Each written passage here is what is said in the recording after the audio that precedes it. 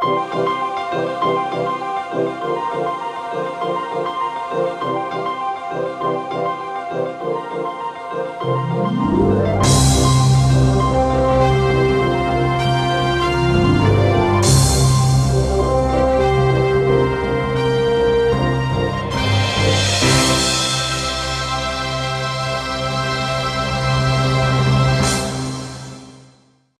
evening and welcome to the rest of the news. Our special guest this evening is Jim Waters with the Bluegrass Institute. What's the website? It's BIPS.org, B-I-P-P-S, Bluegrass Institute for Public Policy Solutions. But just .org. BIPS will We're do about it. short, yeah. We're about solutions, though. I need to I say think that. that's a good thing. Free market, limited government, economic prosperity, individual liberty, and a respect for property and the lives of others. That's what our founders believed in, and that's what the Bluegrass Institute stands for. Okay, we're going to talk about school choice today.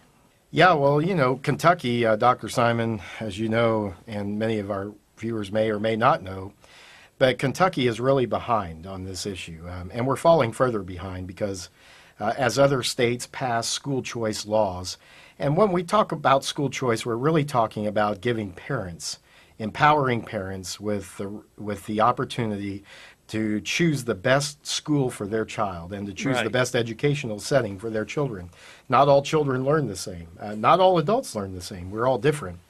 And we believe that parental choice is going to become very important, and even more important, it's very important now. But we believe that Kentucky parents should have the same opportunity that parents in 42 other states and the nation's capital, as left as they are, even the parents there have several options for school choice, charter schools being among them. So Kentucky's one of 42 states that does, or one of 8 states that does not have a charter school law.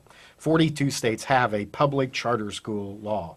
And so we're really behind on this. And so when we talk about school choice, we're simply talking about allowing parents to choose the best education for their children and then allowing some dollars to follow that child to their school so the school can have the resources to properly educate them. Everybody in America, everybody in Kentucky deserves a first-class education. And we've got too many children, especially in Kentucky's largest school district, which is the Jefferson County Public School District.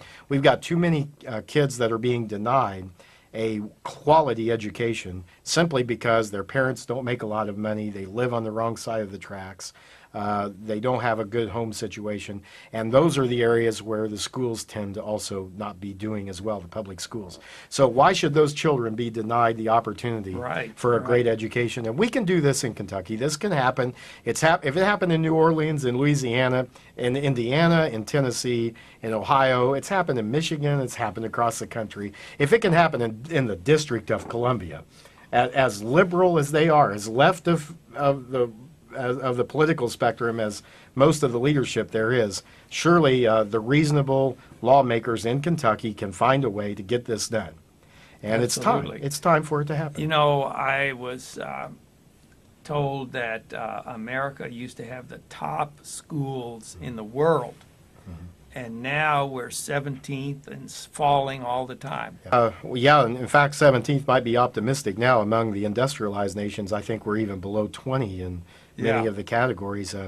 And that's really an important point to understand, that the Bluegrass Institute's mission with our school choice initiative is we want a good education for all kids, whether they're in a public school, a private school, homeschool. We want all kinds of opportunities to be there, because we found that in nations that have those kind of choices, that those kids are competing for the world-class jobs. They're the ones that are getting ahead. You know, the kids in Kentucky are not going to just be competing against the kids from Indiana or Tennessee for the great jobs of the future. It's going to be against the children of India, against the Chinese, where they go to school 6 days a week, and where a C is not acceptable. And I think we need to raise our expectations. We need to raise the standards for what we expect out of our public school system. The Jefferson County Public Schools have a budget this year of $1.1 billion. And yet we have the teachers union spending hundreds of thousands of dollars to keep people off of the school board who will hold the system accountable, hold the leadership accountable, and introduce new and innovative ideas. And giving a kid a computer, by the way, is not an innovative idea. All right, teaching children how to read and how to think and how to function, and teaching mathematics and lowering these failure rates and increasing our graduation rates, closing the gaps between poor and rich, between black and white. That's why we're pushing for this. It's not just to have a cause. This cause has a real consequence to it, and the consequence is that with school choice, we believe that all schools will improve, or else they'll have to close their doors. So there's going to be a lot of change for Kentucky's kids if we can get this, and that's what our campaign is all about. We're calling it legalized school choice. It seems like the schools are getting worse and worse all the time. The problem in Kentucky is that a lot of the schools simply don't have the incentive to really improve. So they're guaranteed a certain amount of money every year, a certain amount of property tax dollars, a certain amount of money from the state, a certain amount of money from the federal government, and without competition and without choices and without parents being empowered to be involved in that situation, we just don't believe the incentives are there for this to change. I mean, essentially, the public education system in Kentucky is a monopoly. And we know that most monopolies have been broken up because we figured out that they don't work. And that's the same thing of the public education system. The Bluegrass Institute, our research indicates that, and these are trends that we have seen, that our public education system right now is doing a great job of educating about 25% of our students. In Kentucky, we have a student population of somewhere around 635,000. 25% of those kids are getting a great education. That leaves a lot of kids, that leaves tens and hundreds of thousands of children who are in failing or underperforming schools. And everywhere in the country that school choice has been introduced and done the right way, we want it done the right way, but it can be done, it will be done the right way. But where it's been done and where there's been choices that parents have had, real choices, not choices chosen by the school district, but choices given to parents, we have seen tremendous improvement across the board. Even in the failing public schools, they have gotten their act together a lot of times. And so the kids that are in those schools and that are left in those schools, they even benefit from charter schools and school choice policies. And so that's our goal here. Our goal is education reform. It is to bring choices to parents and choices to families. What's wrong with choices? We believe in choices in every other area. I mean, we don't just have one grocery store here. We don't just have one restaurant. We don't just have one place to get your gasoline. We don't just have one doctor. We don't just have one hospital. We've got all kinds of choices. And yet, when it comes to our education system, we have lagged behind in understanding how important that is. I mean, and it's just as important for parents to have choices as it is for patients or as it is for shoppers. We're talking here about really the future of our Commonwealth. We're talking about our children's future and their ability to compete in the world marketplace for jobs, for employment, to be able to take care of their families in the future, to be good citizens. We need these schools. We need the competition. The public education system, I think it's a system-wide problem. I think the system is largely inadequate especially for kids that are most at-risk kids. We find that I think it's over 70% of prisoners have not finished their high school education, not graduated from high school. That's a tremendous number of prisoners. If they have a poor education, chances are they're not going to get a good job. Right. And they may end up in prison because... Or worse. Or on drugs or something. Or on the street corner or in the morgue. Yeah. You know, and this is serious. And yet we have tremendous opposition on this. So whenever we get that, I believe we're doing something right. And but this campaign is designed to get parents involved. It's designed to get people in Kentucky involved. Everybody expects the Bluegrass Institute to push for this, and we have for our 10 years of existence. But what we want is we're targeting some schools, particularly in Jefferson County and in Frankfort. And what we're doing is we have these flyers, and they're available to anybody that wants some. We'll get them some. But it simply says legalize school choice. I'm just going to hold this up. Legalize school choice.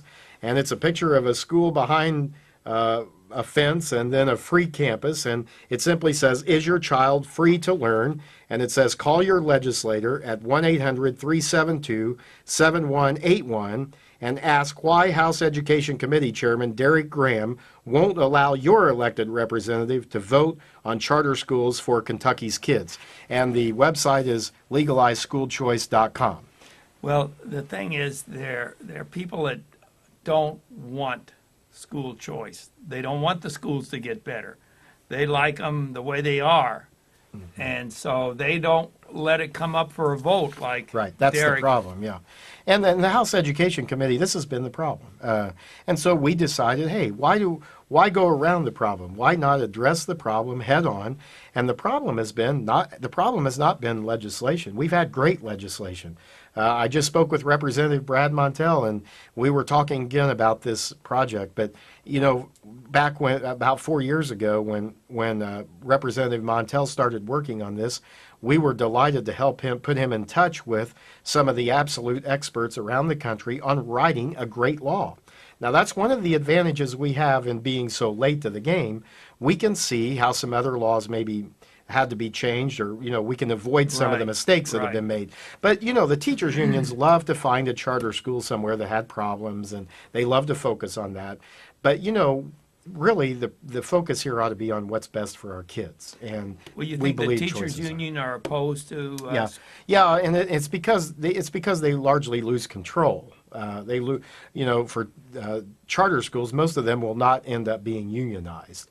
If they do, it'll just be as a group at that school. It won't be a part of a collective bargaining agreement. So the teachers unions know this, and they also know that this is the camel's nose under the tent. Charter schools. We said school choice here for a reason, because there are other types of choice that we eventually want to bring to Kentucky. In Indiana, for example, a middle-class family, can send their children to a private school with a voucher. A private, a Christian, religious, Catholic, whatever school. They can send their children to a private Really? school with a voucher. Of their choice. Of their choice. And they get a voucher. And so Kentucky doesn't even have charter schools yet. But the teachers' unions know that once we have them, we will push for additional choices. But the great news here is charter schools are public schools. Yeah. So it really makes it difficult for the other side to argue that we're arguing for anything that's not good for our most at-risk kids, because what this does is charter schools gives families with low income, families who've had a hard time, and a lot of single-parent families, it actually gives them a real choice, just like wealthy families have. Wealthy families, they already have choices. You know, they can move to a different district. They can write a check for a private school tuition and send their children to private school. But poor parents can't do that. But those kids should not be penalized because Yeah. of their economic situation. So this is a great idea. It makes it very difficult for the teachers unions because they like to claim they're for the downtrodden and the most at-risk kids. But by opposing this, they show that their real concern is not the kids, but the adults in the system. And the adults have had enough attention. It's time now for the kids to get some help. And after all, I do believe that's why the public education system does exist in the first place, Right. is for the benefit of our children. So in Louisville, we've been targeting some of these failing schools, and what we're asking people to do is take these flyers and get them into those areas, into restaurants, barbershops, convenience stores, anywhere that they can put one of these up in these areas around Frost Middle School, Knight Middle School, Lassiter Middle, Western Middle, Frederick New Olmsted Academy, Thomas Jefferson Middle, Valley Traditional High, the Academy at Shawnee, and Jacob Elementary School, and then in Frankfort, around the Frankfort Independent High School. Now, and all this does is this gives parents and people in those communities the chance to really do something meaningful, to bring some help to their education system and to their schools and to their children. And so what we're asking them to do is call this number, 800-372-7181. And if they don't know who their legislator is, that's okay. All Yeah. they have to do is tell the operator what their address is, yeah. and the operator will get the message to their legislator. And why this is important is one politician, which is Representative Derek Graham, who is the chairman of the House Education Committee, he has all the power on this. And so he can just doesn't- decide. won't bring it up for a He vote. can decide not to. And the only way that's going to change is I always am an optimist, and I always hope that somebody like Representative Graham would wake up one morning and have a true conversion experience and see the light.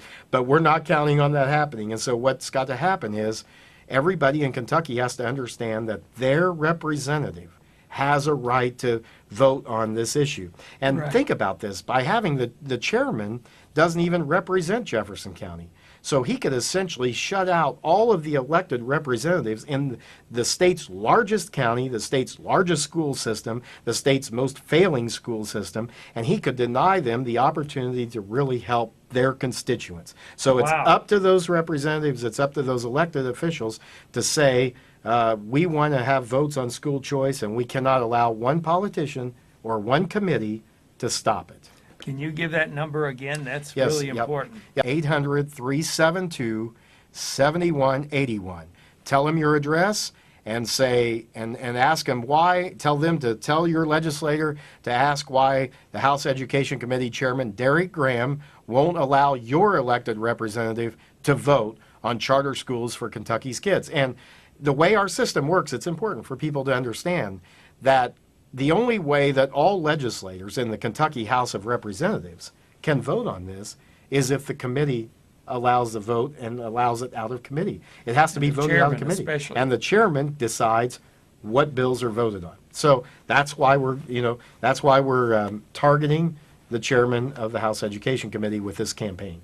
Children are having more and more problems with trying to get a job, trying to, not be going to prison. They need a job, they need to work, Yeah. they need to a chance in life. And if all of this is dragging them down, and it's been going on for a long time, I think it's gone on long enough. Well, Dr. Simon, in Kentucky, we have 7 high schools that are considered by the Johns Hopkins University, which does what they call dropout factories. And what they do is they label a high school a dropout factory if that high school failed to graduate 60% of their entering freshmen, or 61% of their entering freshmen from 4 years earlier. We have 7 high schools in Kentucky that are considered dropout factories. The ironic thing is one of those is in our state's capital, in Frankfort. It's been a dropout factory. Last year was a dropout factory, and that's where Derek Graham. That's his district. And he won't let them vote on it. So he's not only hurting all of the rest of the families in Kentucky if he denies a vote on charter schools, but he's not representing his own constituents and the needs they have. So one of the 7 dropout factories in our state's capital. So this is crucial, and I don't think and look. Even if this got voted down, let's say it did, but I think it's got a great chance of passing. I think there's enough legislators who understand that the parents in their district, that this is not a Republican or Democrat issue. This is not a left or right issue, because some of the greatest school choice programs in the country, charter school programs, those efforts, those campaigns have been led by liberal minority legislators. In New Orleans, a lady that was dead set against charter schools, and she became a convert. And Really? and now the city of New Orleans, more than 70% of the students in public schools in the city of New Orleans now are enrolled in a charter school. And it's not a coincidence, I don't think, that Louisiana has passed up Kentucky in its education and its Oh, economic wow. performance. Well, now the rest of the dropout factories are in Louisville, are they? 3 or 4 of those schools are. I don't have those right in front of me, but the majority of them are in, I believe, in Jefferson County, or at least half of them are.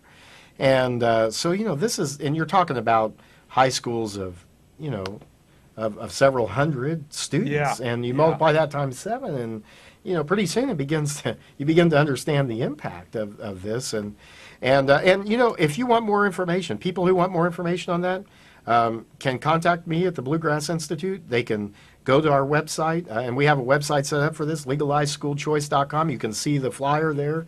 And if you and if you want me to come and speak about this, if you'd like for me or someone to come and talk about school choice, about charter schools, I'd be more than happy to do that. I just gave a speech over in Lexington the other night on charter schools, and there were even some political candidates in the crowd who learned something about that, I think. So this is an important issue. In Michigan, just to give you an example of how much of an impact just having charter schools can have.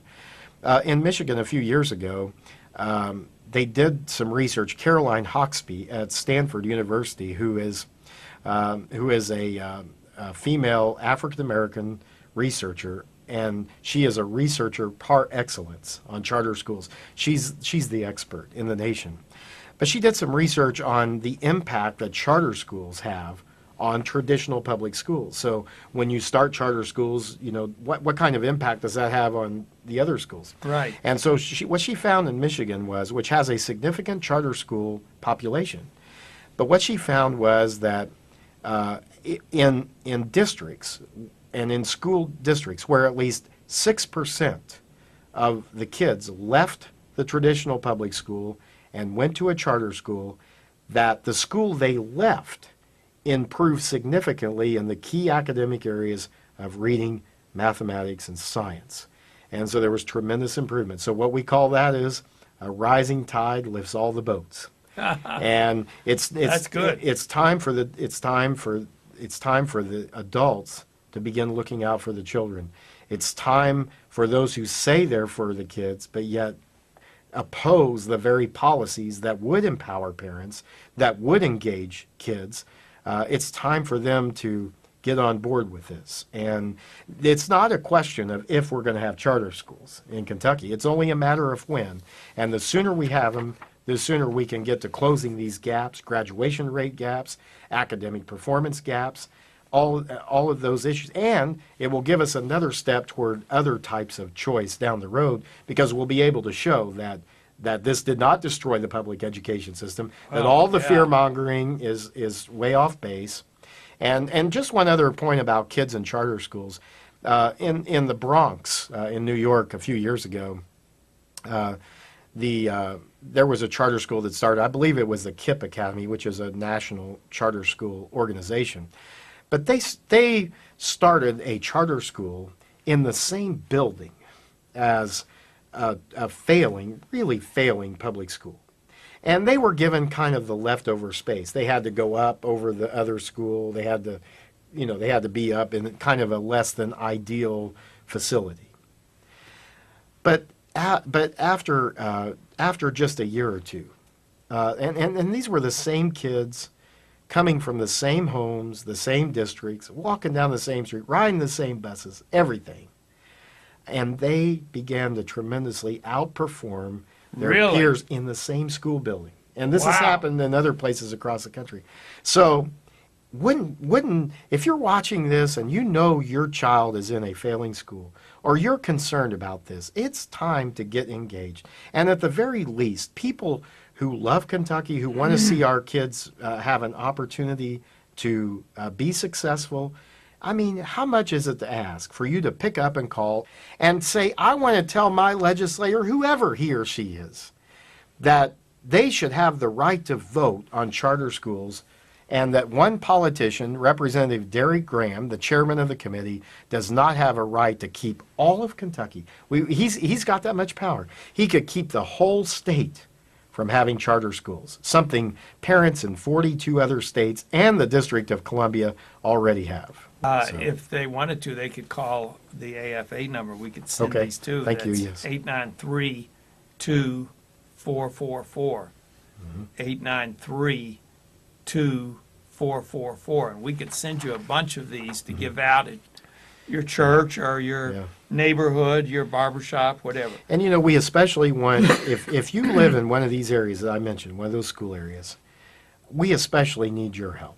We want to get these, our target is the areas around failing schools. We think that that's the most important areas to get to, and that's what our campaign is all about. And if you would like to help get those out, let me know at the Bluegrass Institute. We'll be more than happy to do that.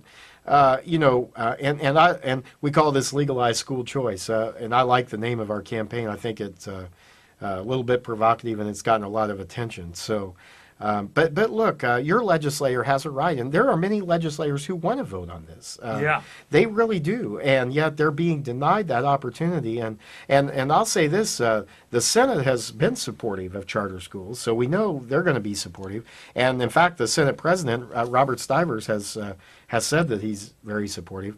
And it's kind of ironic is that, did you know in Kentucky we have the #1 rated high school in the nation among many of the prestigious publications, and it is the Gatton Academy for Math and Science on the campus of Western Kentucky University. It's the #1 high school. It's a magnet school where you have to meet a certain test score and you have to be qualified to get in. But other than that, the principals are the same as a charter school. They have kids coming from all the counties around. Really? And they're tremendously succeeding. #1 high school in the country.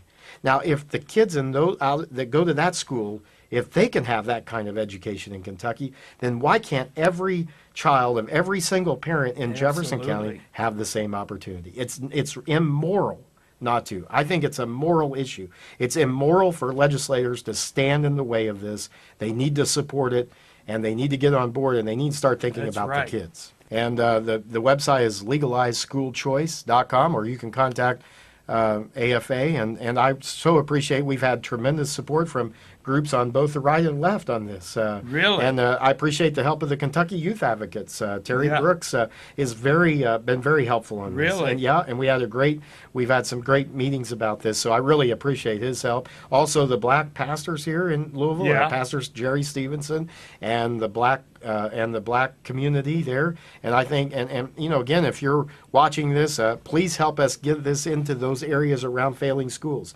barbershops, diners, convenience stores. There's a lot of these places around. Take a roll of tape or take some tacks. I took both in case, I handed out some in the West End a couple of weeks ago, and I was just talking to people about this, and right there, and they were very interested in this. Really. So. And it's just getting more and more important every year. And I want to say, well, we have just a second here to just thank those who've supported the Bluegrass Institute. Without that, we can't do this work.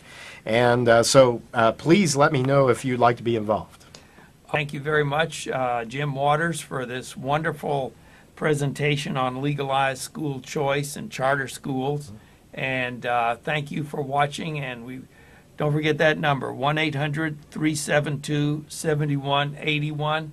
And tune in again next week for the rest of the news.